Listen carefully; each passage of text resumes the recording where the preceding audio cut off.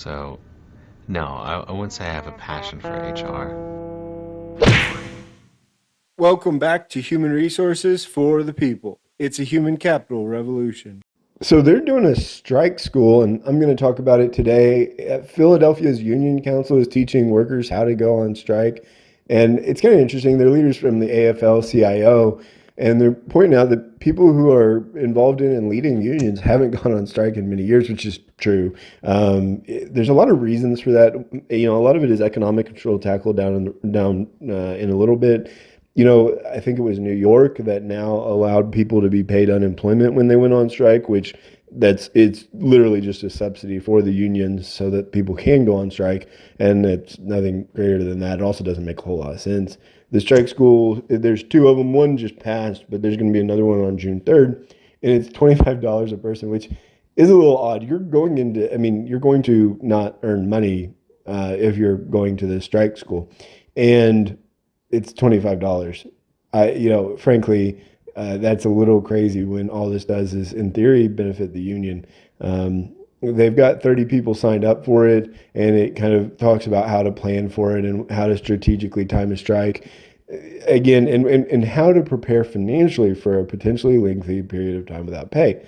And yeah, we have to understand that this is a serious thing that comes from strikes. Generally, unions are supposed to have war chests to pay for this. That's what unions have been doing for ages, is that they'll have war chests. But frankly, most unions have spent much of their money on political donations and things of that nature, and it just hasn't come through. They haven't had any money to pay for strikes. I take it that the war chests are almost gone now, and most of them aren't being paid for. And so there's one, apparently the Pittsburgh Post Gazette newspaper strike has been going on for half a year, and as a result, those people aren't getting paid for half a year.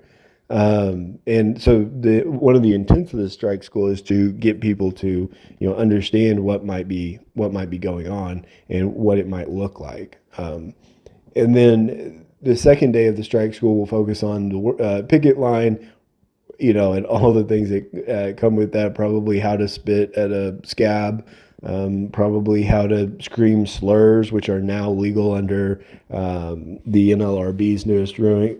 Newest ruling. I don't know. I think that that's kind of interesting. I think it's interesting how they've focused on this because all of these things, in theory, should be taught by the union, just in general, right? I mean, this is stuff that is their job. They shouldn't have to be having organizers pay for it. This should be part of their job. They give a couple tips, which include an escalation campaign. A super majority of members are willing to strike, which is kind of important, right? You don't want to be out there on your own, and that's usually getting people coming together. That's pretty difficult. So just fill prescriptions before going on strike. That is critical. You might lose your medical coverage during that. I think that there is a good possibility that you won't. But you could lose your prescriptions. You could lose your medical insurance in the event of a strike. And so as a result, you have to prepare for that eventuality. And then, Paul Dannenfelser, mentions that, well, a lot of generations haven't been striking, and that's really true. They've started to escalate striking, and it's definitely come up a lot more lately. But I think in general, with the rise of AI, with the rise of mechanization and reduction of hard labor, many people haven't had a reason to strike. Many people have not. It just hasn't been a reason, and now it seems that a lot of the striking is done along social justice lines rather than concerns over pay or things of that nature. Now there is certainly a pay component, and you can see that in many of the strikes that are taking place, but it's not the only thing anymore. They want to offer as much legal information as they can without being lawyers, and it's a really they Dannenfelser, which is one of the people that is involved in this. The really positive thing is that they want to do this for themselves.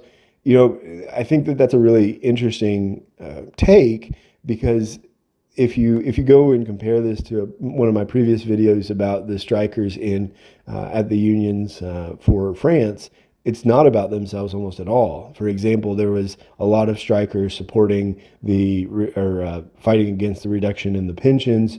And it was very much, it was people that were 35, 20 years, 25 years old, things like that, younger. And they weren't going to be affected by this, at least at this stage in their life, not for another 40 years. And this person is very clear that they want to, it's very much individual.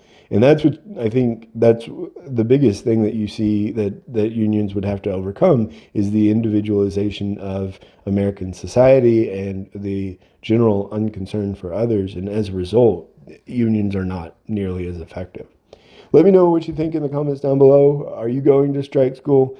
Let me know and leave a comment down below, and we'll see you on the next video. Bye, guys.